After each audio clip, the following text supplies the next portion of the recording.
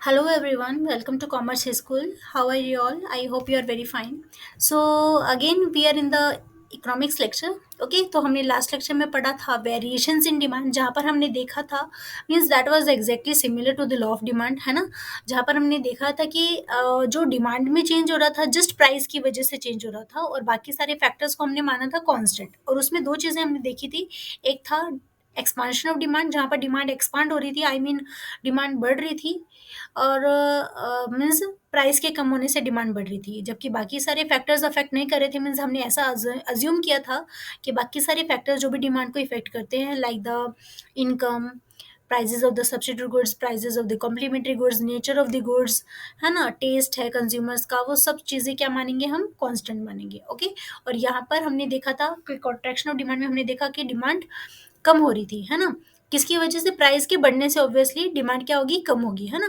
तो ये सारी बातें हमें ध्यान में रखनी है। आपको आई थिंक लास्ट लेक्चर समझ में आया होगा। अगर आपने मिस किया है तो प्लीज़ आप लास्ट लेक्चर देखिए, क्योंकि variations in demand just demand में चेंज होता है just only by the change in the price, and जबकि चेंजेस इन डिमांड जो है वो एग्जैक्टली अपोजिट है वेरिएशन इन डिमांड का।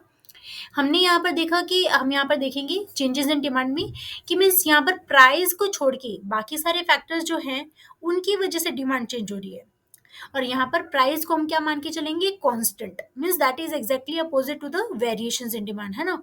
तो ये सारी हमें बातें देखनी है।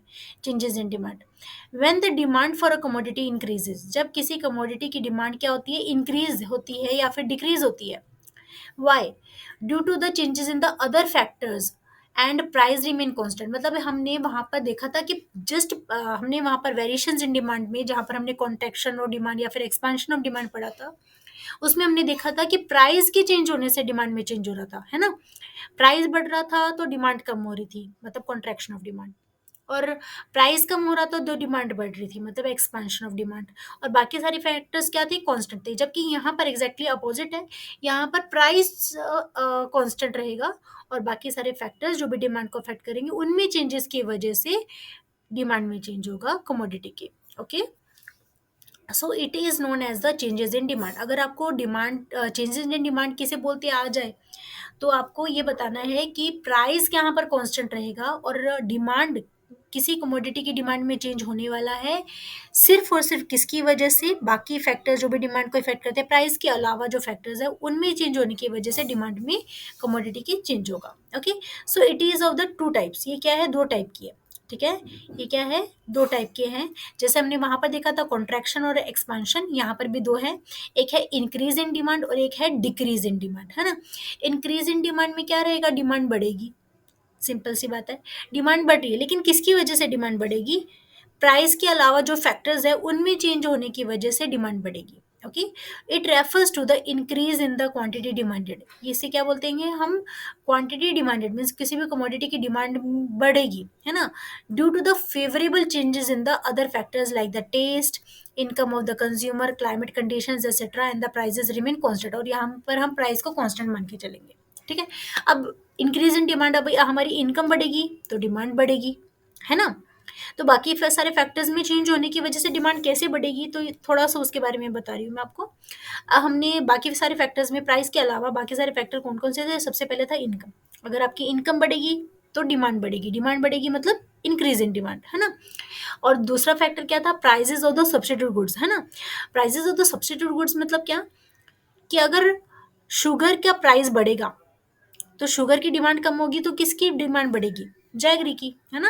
अगर शुगर का प्राइस बढ़ेगा तो जैगरी की डिमांड बढ़ेगी, तो जैगरी की डिमांड बढ़ने के लिए हमें शुगर का प्राइस क्या होना चाहिए, बढ़ेगा, है ना। तो ये सारी चीज़ें कॉम्प्लीमेंट्री गुड्स, अगर अगर इंक का प्राइस कम होगा, जैसे मैं एग्जांपल दे रही हूँ, इंक पेन और इंक का, या फिर कार एंड पेट्रोल का दाम कम होगा तो कार की डिमांड बढ़ेगी, है ना। तो ये सारी चीज़ें हैं जहाँ पर डिमांड बढ़ेगी, क्योंकि हमारे पास डिमांड को बढ़ने के लिए फेवरेबल चेंजेस हो रहे हैं उन सारे फैक्टर्स में जो प्राइस के अलावा है, ठीक है ना। अदर देन द प्राइस के अलावा जो फैक्टर्स है उनमें अगर फेवरेबल चेंज होगा तो हमारे लिए उस कमोडिटी की डिमांड क्या होगी, बढ़ेगी, मतलब इंक्रीज इन डिमांड होगा, ठीक है। Demand curve shifts to the right hand side of the original demand curve. तो यहाँ पर हमने वहाँ पर हमने देखा था downward sloping and upward sloping, right. ये बातें ध्यान में रखनी है आपको, कि आपको ये एक मीन्स आपको एक फिलिंग द ब्लैंक के जैसे भी आ सकता है, वन सेंटेंस में भी आ सकता है, वन वर्ड में भी आ सकता है, कि इंक्रीज इन डिमांड में डिमांड क्या होती है, डाउनवर्ड स्लोपिंग होती है या फिर शिफ्ट होती है। तो ये ध्यान में रखना है। स्लोपिंग होगा वेरिएशन में, जब प्राइस की बात करते हैं तब हम डाउनवर्ड स्लोपिंग और अपवर्ड स्लोपिंग की बात करते हैं, और मैंने आपको ग्राफिकली बताया भी है। पिछले अपनी वीडियो नहीं देखा तो प्लीज़ आप देखिए, ठीक है। आपको क्लियरली एक्सप्लेन समझ में आ जाएगा, मैंने बहुत क्लियरली एक्सप्लेन किया है।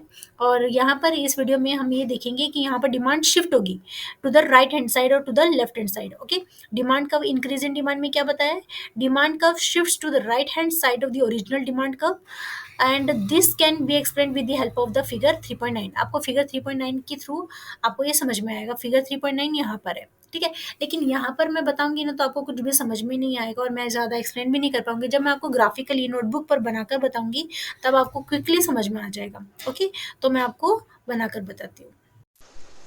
ओके, तो मैं आपको ग्राफिकली अभी स्टार्ट करके बताती हूँ, ठीक है। हम देखेंगे इंक्रीज इन डिमांड। ओके, तो इंक्रीज इन डिमांड आपको ये समझ में आया कि डिमांड जब हमारी रेज होती है only by the change in the other factors, right. Other factors in the sense other factors other than the price, right. Price के अलावा जो भी फैक्टर्स है जो डिमांड को अफेक्ट करते हैं उनमें जब कुछ चेंज होता है और उसकी वजह से जब डिमांड रेज होती है then it is called as a increase in demand. Okay, and it comes under the changes in demand. और जब हमने कॉन्ट्रैक्शन, जब प्राइस की वजह से कुछ चेंजेस होते हैं तब हमने उसे वो कवर हो जाता है वेरिएशंस इन डिमांड में, राइट। तो अभी हम देख लेते हैं कि ग्राफिकली कैसे रिप्रेजेंट करेंगे। ओके, तो ये बात ध्यान में रखनी है, इसके लिए ये बात ध्यान में रखनी है कि प्राइस रिमेन कांस्टेंट। जब इंक्रीज इन डिमांड होगा, जब इंक्रीज इन डिमांड की बात करेंगे then keep in mind that price will remain okay constant. Price में कोई भी चेंज नहीं होगा। ये जस्ट हमारा अजम्पशन है। इकोनॉमिक्स में हमें बहुत सारी चीज़ों को अज्यूम करके चलना पड़ता है, ठीक है। तो यहाँ पर हम ये मानेंगे कि प्राइस जो है वो सेम रहेगा, कांस्टेंट रहेगा, means there will be no change in the price. Okay, and the demand will get raise only by the change in the other factors other than the price. Okay, so I will just make the graphical representation, okay, here. So we will make one y-axis and the x-axis.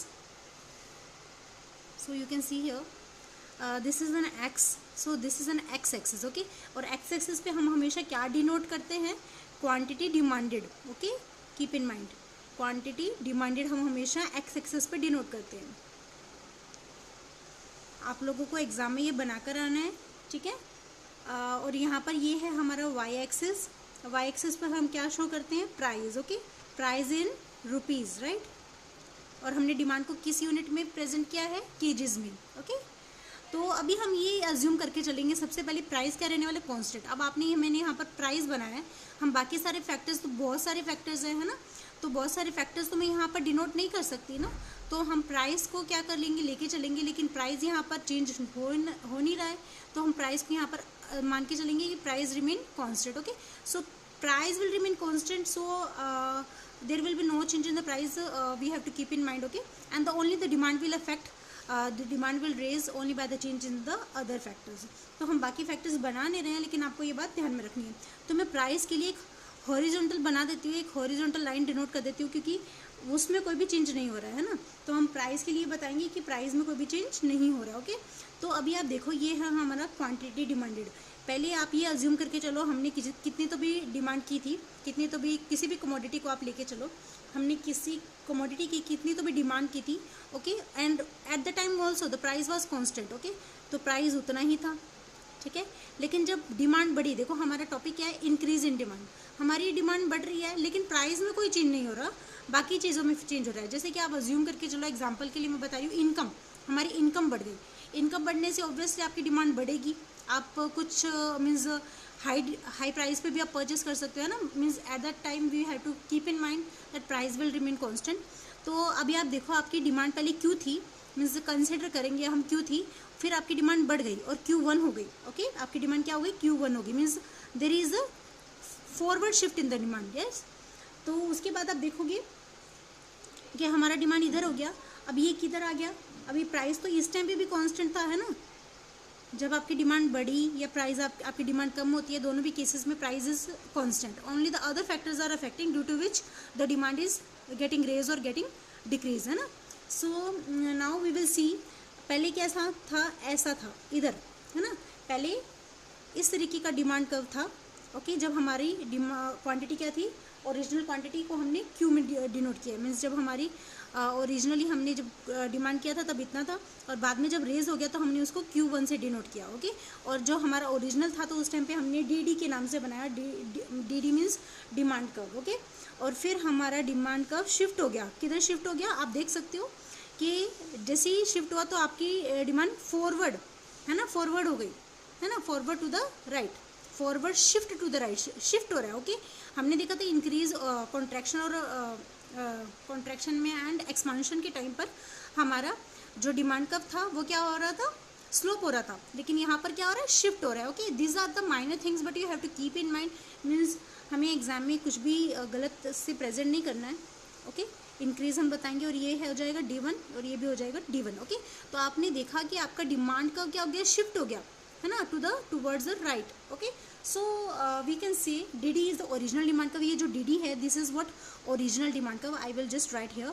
Okay, DD is the original demand curve.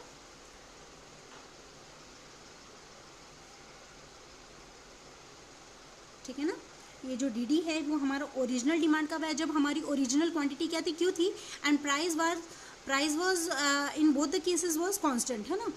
और फिर हमने देखा, हमने बनाया demand curve क्या हो गया, shift हो गया, है ना, डिमांड क्या हो गया, आप देखो पहले यहाँ पर था, फिर आगे की तरफ चला गया डिमांड कर्व, DD से वो D1 बन गया, तो हम क्या बोलेंगे कि डिमांड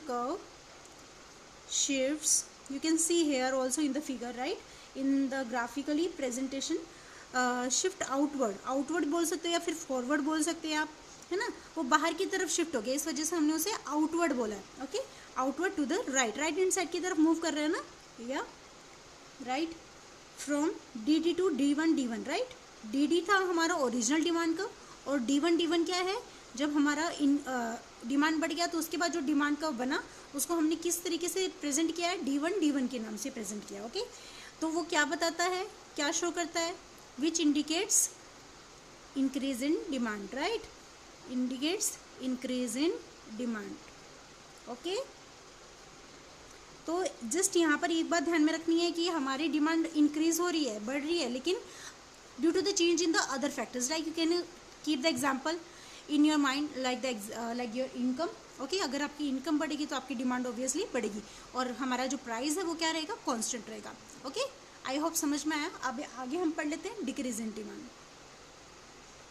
तो अभी हम देखेंगे उसका अगला डिक्रीज इन डिमांड, है ना, आपको ग्राफिकली मैंने सिखाया कि इंक्रीज इन डिमांड कैसा है, आई होप समझ में आया होगा आपको। अभी हम आगे बढ़ते हैं जिसमें हम देखेंगे डिक्रीज इन डिमांड, है ना। तो डिक्रीज इन डिमांड में क्या है, डिक्रीज इन द डिमांड नाम से समझ में आता है कि डिमांड कम हो रहा है, किसकी वजह से हम चेंजेस इन डिमांड पड़ रहे हैं। इंक्रीज या डिक्रीज की बात करें तो आपको ये बात ध्यान में रखनी है कि हम वो उन सारे फैक्टर्स की चेंज होने की वजह से डिमांड में चेंज होने की बात कर रहे हैं जो प्राइस के अलावा है, मीन्स यहाँ पर प्राइस कांस्टेंट है और बाकी सारे फैक्टर्स में चेंज होने की वजह से, अनफेवरेबल चेंज होने की वजह से डिमांड क्या होगी, कम होगी। ओके, तो क्या दिया है, it refers to the decrease in the quantity demanded due to the unfavourable changes in the other factors. यहाँ पर हम बात कर रहे हैं कि किसी भी कमोडिटी की डिमांड में क्या होगा, कमी आएगी। क्यों, क्योंकि जो फैक्टर्स है जो डिमांड के मीन्स फैक्टर्स है जो डिमांड के अलावा है, जो डिमांड के other than the factors other than the price है, जो मीन्स प्राइस के अलावा जो भी फैक्टर्स है जो डिमांड को इफेक्ट करते हैं, उन सब में कैसा चेंज होगा, अनफेवरेबल चेंज होगा। जैसे क्या, अगर हम बात करें तो बाकी सारे फैक्टर्स में सबसे पहले आ जाता है इनकम। अगर हमारी इनकम कम हो जाएगी तो ऑब्वियसली उस कमोडिटी के लिए हमारी डिमांड भी क्या हो जाएगी, कम हो जाएगी, है ना।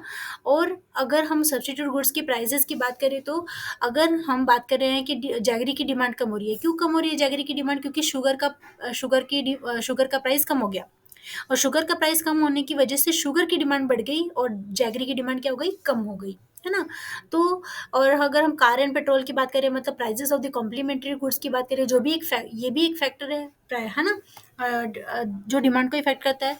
तो उसमें अगर हम देखें तो अगर पेट्रोल का दाम बढ़ जाएगा तो कार की डिमांड क्या हो जाएगी, कम हो जाएगी, क्योंकि दे आर जॉइंटली डिमांडेड। अगर पेट्रोल का दाम बढ़ जाएगा तो कार जब हम खरीदेंगे तो पेट्रोल भी लगेगा, तो जब पेट्रोल का दाम बढ़ जाएगा, पेट्रोल का प्राइसेस जब बढ़ जाएंगे, तो कार की भी डिमांड भी क्या हो जाएगी, कम हो जाएगी। तो इस तरीके से हम बोलेंगे अनफेवरेबल चेंजेस होने की वजह से उन सारे फैक्टर्स में जो प्राइस को अलावा है, ठीक है ना, प्राइस के अलावा जो भी फैक्टर्स है उनमें अगर अनफेवरेबल चेंज होगा, तो हमारे लिए उस कमोडिटी की डिमांड भी क्या हो जाएगी, कम हो जाएगी। ओके, सो अदर फैक्टर्स में इन्होंने बात की है taste, income of the consumer, climate conditions etcetera, and the prices remain constant. और यहाँ पर ये मान के चलेंगे कि प्राइसेस क्या रहने वाले, कांस्टेंट रहेंगे। ओके, प्राइस में कोई भी चेंज नहीं होगा।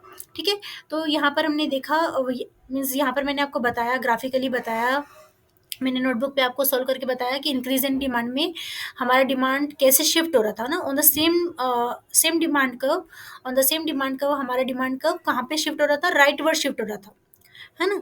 और यहाँ पर हम देखेंगे कि लेफ्ट वर्ड शिफ्ट होगा। अब कैसे शिफ्ट होगा वो मैं आपको नोटबुक पे एक्सप्लेन करके बताऊंगी, ताकि आपको क्विकली एंड क्लियरली समझ में आ जाए। ओके, तो आप लोगों ने अच्छे से समझना है, ध्यान देना है। अगर आपको कोई भी डाउट आता है तभी भी, ठीक है, तो आप मुझे कमेंट सेक्शन में बताइए। मैं आपके हर एक डाउट क्लियर करने के लिए पूरा कोशिश करूंगी, पूरी दोबारा से कुछ भी आपका जो भी डाउट रहेगा उसको आपको एक्सप्लेन करने के लिए वीडियो बनाऊंगी। ठीक है, तो डाउट नहीं रखना है हमें, ठीक है, अपने सारे डाउट क्लियर करने हैं।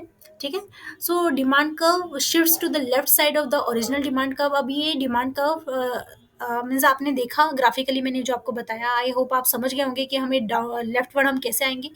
तभी भी अगर आपको नहीं मैं आपको ग्राफिकली बताती हूँ तो आपके सारे डाउट क्लियर हो जाएंगे। ओके, तो अभी हम देखते हैं कि हमारा जो डिक्रीज इन डिमांड है वो तो मैंने आपको जस्ट एक्सप्लेन किया। ओके, तो अभी हम ग्राफिकली प्रेजेंटेशन देख लेते हैं। तो कि ग्राफिकली प्रेजेंटेशन बहुत ज़रूरी है इकोनॉमिक्स में। ओके, तो हम देखते हैं कि डिक्रीज इन डिमांड में, decrease in demand in the sense कि डिमांड कम हो रहा है, लेकिन किसकी वजह से, changes in the other factors, है ना। यहाँ पर भी प्राइस क्या रहने वाला है, कांस्टेंट रहने वाला है। मीन्स प्राइस में चेंजेस की वजह से हमारी डिमांड कम नहीं हो रही, बल्कि बाकी फैक्टर्स में जब कोई चेंज हो रहा है उसकी वजह से जब हमारी डिमांड कम हो रही है, then we call it a decrease in demand, right, and it comes under topic changes in demand. ठीक है, जब प्राइस की वजह से डिमांड कम ज़्यादा होती है तो हमने देखा था किस में आता है, वो वेरिएशंस इन डिमांड में आ जाता है, और उसे हम उस टाइम पे बोलते हैं कॉन्ट्रैक्शन डिमांड, राइट। तो अभी हम ये बना लेते हैं, ग्राफिकली प्रेजेंटेशन करेंगे। और एक बात जस्ट नोट करनी है यहाँ पर कि price remain constant. Okay, price will remain constant, price remain constant. Okay, price remain constant means will be no change in the price of the commodity. This is just an assumption, it is not at all a reality. ठीक है ना, price में कोई भी change नहीं होगा, और हम बाकी फैक्टर्स में चेंज की वजह से जब हमारी डिमांड कम होती है तब हम उसे बोलते हैं डिक्रीज इन डिमांड। ओके, तो हम ग्राफिकली प्रेजेंटेशन करेंगे, उसके लिए हम एक्स एक्सेस बनाएंगे और वाई एक्सेस बनाएंगे, राइट। तो यहाँ पर आप देखते हो कि यहाँ पर हमने बनाया एक्स एक्सिस, ये है एक्स एक्सिस, और एक्स एक्सिस पे हम हमेशा एक ही चीज़ डिनोट करते हैं, that is a quantity demanded in KGs. Okay, unit क्या लेंगे हम, केजेस, क्वांटिटी डिमांडेड, यूनिट क्या रहेगी हमारी, केजेस। ओके, और यहाँ पर हम शो करेंगे क्या, प्राइस शो करेंगे, और ये क्या है हमारा वाई एक्सिस है। ओके, प्राइस किस तरीके से हम डिनोट करेंगे, रुपीज़ में। ओके, और यहाँ पर हम जीरो लेंगे, और प्राइस क्या रहने वाला है आपका, कांस्टेंट रहने वाला है। तो हम प्राइस के लिए हॉरिजॉन्टल बना देते हैं, क्योंकि प्राइस में तो ना बढ़ रहा है ना कम हो रहा है। ठीक है, तो price will remain means it's will be a parallel to the X axis, you can consider it. Okay, so अब आप देखो आपकी ओरिजिनल क्वांटिटी क्या थी, क्यू थी। ओके, जब आपने सबसे पहले डिमांड किया तो आपकी ओरिजिनल क्वांटिटी क्या थी, कितना डिमांड किया था आपने, क्यू। ओके, और उस टाइम पे प्राइस कांस्टेंट था, तो अगर हम मैच करेंगे इधर तो इस तरीके से बनेगा, मतलब हमारा ओरिजिनल डिमांड कब क्या था, डी था, ओरिजिनल डिमांड कब। ओके, और उसके बाद क्या हुआ, आपकी डिमांड क्या हो गई, कम हो गई, किसी भी कारण से आपकी डिमांड क्या हो गई, कम हो गई, तो उसको मैंने नाम दिया Q1 का नाम दिया। अब आप देखो आपकी डिमांड कम हो रही है, बाकी फैक्टर्स की वजह से, हो सकता है आपकी इनकम कम हो गई, या फिर किसी भी बहुत सारे रीज़न जो भी हमने फैक्टर्स देखे हैं उनमें किसी भी तरीके का चेंज होने की वजह से आपकी डिमांड कम हो गई। ओके, अगर आपने वो वीडियोज़ नहीं देखे तो प्लीज़ आप प्लेलिस्ट में देखिए। ओके, ताकि आपका कोई भी कंसेप्ट मिस ना हो। तो हम इसे अभी ज्वाइन करेंगे अगेन, क्योंकि यहाँ पर भी प्राइस कांस्टेंट रहने वाला है। तो अब आप देखोगे कि आपका डिमांड कर्व क्या हो गया, आउटवर्ड की जगह इनवर्ड शिफ्ट हो गया ना, अंदर की तरफ शिफ्ट हो गया। ये देखोगे आप इधर की तरफ, है ना, ये क्या दिखाता है हमें, डिक्रीज इन डिमांड। ओके, ये क्या बता रहा है हमें, डिक्रीज। ओके, तो हम ये देखेंगे कि ये जो डी है वो क्या है, डी डी जो है, D D is the original demand curve. D D क्या है? ओरिजिनल डिमांड कर्व है ना। और जो डी वन है इस केस में, D one is the D one is the क्या है? D one is the means inward shift in the demand curve, right. Inward shift in demand curve, जब हमारा original demand curve inward shift हो जाता है और नया जो डिमांड कर्व वो उसे हमने क्या नाम दिया? डी वन का नाम दिया है ना।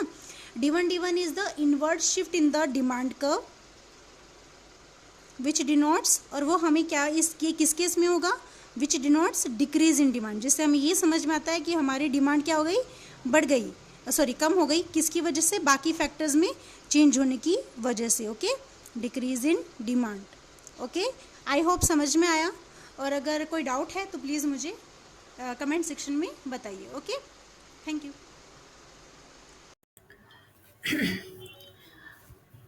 तो साथ ही में हम देख लेते हैं, क्योंकि अभी हमने चेंजेस इन डिमांड पढ़ा, जिसमें हमने देखा कि डिमांड कैसे इंक्रीज होगी, मीन्स उन सारे फैक्टर्स की वजह से जो प्राइसेस के अलावा है ना।